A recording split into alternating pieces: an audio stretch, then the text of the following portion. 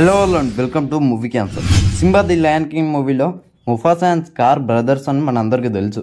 మరి వాళ్ళు అసలు శత్రువులుగా ఎందుకు మారారు, స్కార్ అసలు ముఫాసాని ఎందుకు చంపేశాడు, సో ఇదంతా మీకు తెలియాలంటే మీరు ఖచ్చితంగా Mufasa the lion king movie చూడాలి.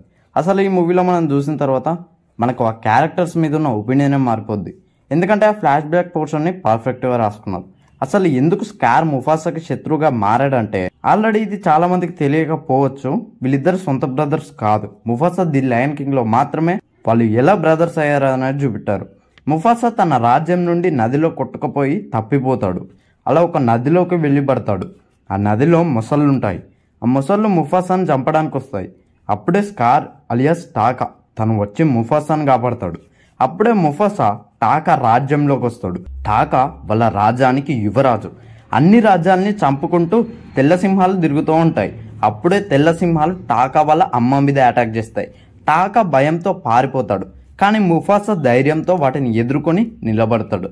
అప్పుడు ముఫాసాకి అప్రిషియేషన్ వస్తుంది. అప్పుడు టాకా వాళ్ళ మొత్తం రాజ్యం మీద ఆ తెల్ల సింహాల అటాక్ జరుగుతుంది. అప్పుడు టాకా వాళ్ళ నాన్న పారిపోమంటాడు. టాకా అండ్ ముఫాసా ఆ తెల్ల సింహాల నుండి పారిపోతారు. చివరికి ఆ తెల్ల సింహాలకు చిక్కుతారు. అప్పుడు కూడా టాకానే ఆ తెల్ల సింహాల నుండి జలపాతంలోకి తోసి ముఫాసాను కాపాడతాడు. ఇక మధ్యలో టాకా ప్రేమించిన ఆడసింహం, అదే ముఫాసా భార్య కూడా అలానే తెల్ల సింహాలకు భయపడి పారిపోయి వీళ్ళలో కలుస్తుంది. అలా ముఫాసా అండ్ ఆడసింహమైన నాలా ప్రేమించుకుంటారు. అది చూసి టాకా హార్ట్ బ్రేక్ అవుద్ది.